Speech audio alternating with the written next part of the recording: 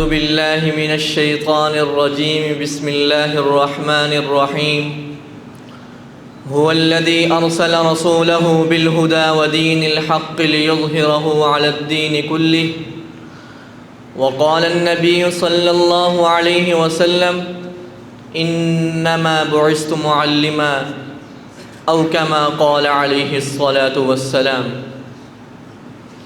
ہو لاکھوں سلام اس آقا پر بت لاکھوں جس نے توڑ دیے، ہو لاکھوں سلام اس آقا پر بت لاکھوں جس نے توڑ دیے۔ امت کو دیا پیغام سکون، طوفانوں کے رخ موڑ دیے۔ اس محسن عالم نے کیا کچھ نہ دیا انسانوں کو، دستور دیا منشور دیا، کئی راہیں دی کئی موڑ دیے۔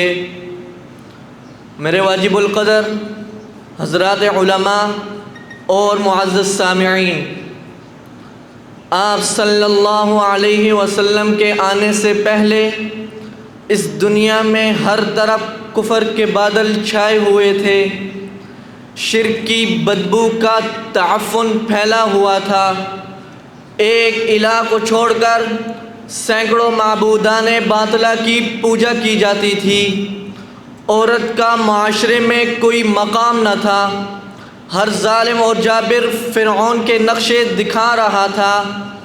انسانیت کا ٹمٹماتا ہوا چہرہ بجھنے کو تھا۔ شراب خوری اور زنا کاری کا رواج عام تھا۔ ہر بستی ہر محلے والوں نے اپنے لیے ایک الگ معبود گھاڑا ہوا تھا، حتیٰ کہ مشرکین مکہ نے 300 سے زائد بت گھاڑے ہوئے تھے۔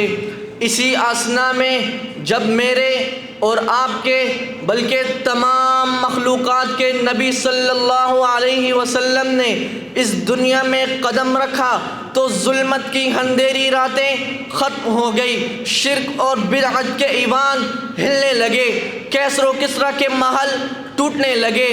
میرے نبی کے آنے کی وجہ سے جو دشمن تھے وہ دوست اور جان نثار بن گئے۔ میرے نبی کے آنے کی وجہ سے اس ساری کائنات کا نظام بنایا اور سجایا گیا۔ میرے نبی کا آنا نہ ہوتا تو یہ ساری کائنات کا نظام بنایا نہ جاتا۔ میرے نبی کا آنا نہ ہوتا تو صدیق کو صداقت نہ ملتی، عمر کو عدالت نہ ملتی، عثمان کو سخاوت نہ ملتی، علی کو شجاعت نہ ملتی۔ ہاں مجھے کہنے دیجئے، صدیق کو صداقت ملی تو میرے نبی کی وجہ سے، عمر کو عدالت ملی تو میرے نبی کی وجہ سے، عثمان کو سخاوت ملی تو میرے نبی کی وجہ سے، علی کو شجاعت ملی تو میرے نبی کی وجہ سے، معاویہ کو کاتب وحی کا شرف حاصل ہوا تو میرے نبی کی وجہ سے، حمزہ کو سید الشہداء کا لقب حاصل ہوا تو میرے نبی کی وجہ سے، سید ام عائشہ کو ام المؤمنین ہونے کا شرف حاصل ہوا تو میرے نبی کی وجہ سے، امام اعظم کا جنازہ جیل سے اٹھا تو میرے نبی کی وجہ سے، امام ابو حنیفہ کو امام اعظم ہونے کا شرف حاصل ہوا تو میرے نبی کی وجہ سے، امام حنبل کا جنازہ جیل سے اٹھا تو میرے نبی کی وجہ سے۔ میرا نبی اتنی شان و شوکت والا، اتنی عظمت والا کہ اس کے اسوہ حسنہ قرآن پاک میں جا بجا موجود ہے۔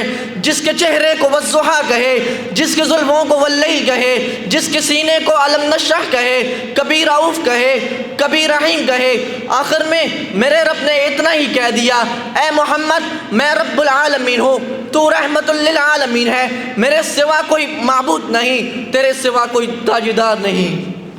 مدینے میں گدا دیکھے ہیں دنیا کے امام اکثر، مدینے میں گدا دیکھے ہیں دنیا کے امام اکثر، بدل دیتے ہیں تقدیر محمد کے غلام اکثر۔ آقا تیری معراج کے طول و قلم تک پہنچا، آقا تیری معراج کے طول و قلم تک پہنچا، میری معراج کہ میں تیرے قدموں تک پہنچا۔ وما علینا الا البلاغ المبین۔